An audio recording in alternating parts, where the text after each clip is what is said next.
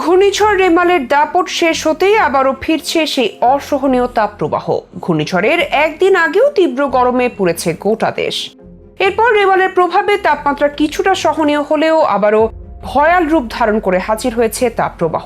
ইতিমধ্যে দেশের কোন কোন জেলায় হিট ওয়েভ দেখা দিতে পারে এর তালিকা দেওয়া হয়েছে। চলুন তাহলে জেনে নেওয়া যাক দেশের কোন অঞ্চলগুলোতে তীব্র গরম দেখা যাবে। সেই সাথে জানবো কতদিন স্থায়ী হবে এবারের হিট ওয়েভ। কখনো প্রাণ প্রকৃতি পড়ছে তীব্র গরমে, আবার কখনো ভারী বর্ষণে বাড়ছে ভোগান্তি। চলতি মৌসুমে কয়েক দফায় এমন পরিস্থিতির পর ফের তাপমাত্রা বাড়তে পারে বলে জানিয়েছে আবহাওয়া অফিস। ঘন্টায় সর্বোচ্চ 111 কিলোমিটার বেগে উপকূলে আঘাত করা ঘূর্ণিঝড় রিমালের প্রভাব যেন শেষ হচ্ছে না। টানা গত 2 দিন ধরে দেশ জুড়ে বৃষ্টি ছড়িয়ে এবার বাড়াচ্ছে অস্বস্তিকর গরম। আর এই গরম কয়েকদিন চলার পর আবারও চোখ রাঙাতে শুরু করেছে তাপপ্রবাহ। ঘূর্ণিঝড় রিমাল গত 26 মে মধ্যরাতে উপকূলে উঠে স্থল নিম্নচাপে পরিণত হওয়ার পর গতি হারিয়ে যশোরে দিনভর অবস্থান করছিল। আর এর প্রভাবে সারা দেশে বৃষ্টিতে নগরগুলো জলমগ্ন হয়ে পড়ে এবং মানুষের দুর্ভোগ বেড়ে যায়। গত 28 মে স্থল নিম্নচাপটি উত্তর পূর্ব দিকে অগ্রসর হয় এবং বিকেলে স্থল লঘুচাপ হিসেবে রূপ নিয়ে সিলেটে অবস্থান করছিল। এটি ক্রমান্বয়ে বৃষ্টি ঘটিয়ে ভারতের দিকে চলে যাচ্ছে। তবে এর প্রভাবে ভাবসা গরম বাড়ছে। ভাবসা গরম বাড়ার কারণ প্রসঙ্গে জানতে চাইলে আবহাওয়া অধিদপ্তর থেকে জানা যায়, টানা বৃষ্টির কারণে বাতাসে ও মাটিতে জলীয় বাষ্পের আধিক্য বেশি। আর এতে আমাদের শরীরের ঘাম শুকাচ্ছে না, অর্থাৎ বায়ুমণ্ডল শরীর থেকে ঘাম শোষণ করে নিচ্ছে না বলে আমাদের কাছে গরমটা অস্বস্তিকর লাগছে। এই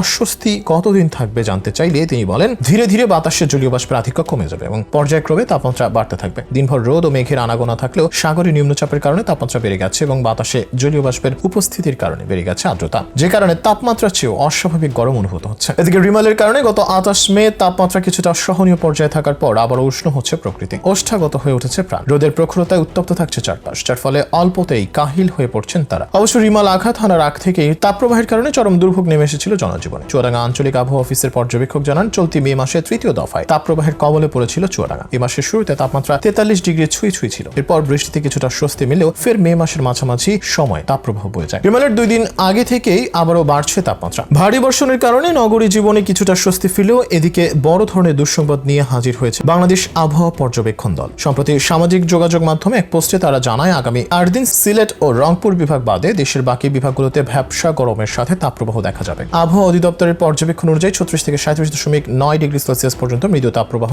38 থেকে 39.9 ডিগ্রি সেলসিয়াস পর্যন্ত মাঝারি তাপপ্রবাহ, 40 থেকে 42 ডিগ্রি সেলসিয়াস পর্যন্ত তীব্র তাপপ্রবাহ এবং 42 ডিগ্রি সেলসিয়াসের উপরে তাপমাত্রা রেকর্ড করা হলে তাকে অতি তীব্র তাপপ্রবাহ বলা হয়ে থাকে। সেই হিসেবে আবহাওয়া পর্যবেক্ষণ করে দেখা গেছে যে মাঝারি তাপপ্রবাহ দেখা যেতে পারে এই কদে। তাপপ্রবাহ কতটা ভয়ঙ্কর হতে পারে তা গত এপ্রিল মাসে টের পেয়েছে বাংলাদেশ। টানা 18 দিন ধরে চলছে তাপপ্রবাহের আতঙ্কের দিন। সেসব কেটে মে মাসে কিছুটা রেহাই মিলেছে। তবে ধারণা করা হচ্ছে এপ্রিল মাসের মতো তাপপ্রবাহ চলতি বছরে আর দেখা যাবে না। বাংলাদেশ আবহাওয়া পর্যবেক্ষণ দলটি আরো জানিয়েছে, রংপুর, ময়মনসিংহ ও সিলেট বিভাগের অনেক এলাকায় এই কালবৈশাখী ফরমেশন চালু থাকতে পারে আরো কিছুদিন। জুনের প্রথম সপ্তাহে চট্টগ্রাম বিভাগের দক্ষিণে, দ্বিতীয় সপ্তাহে দেশের মধ্য অঞ্চল ও তৃতীয় সপ্তাহে দেশের সকল এলাকায় মৌসুমী বায়ু চলে আসলে চলতি বছর কালবৈশাখী ঝড় বিদায় নেবে।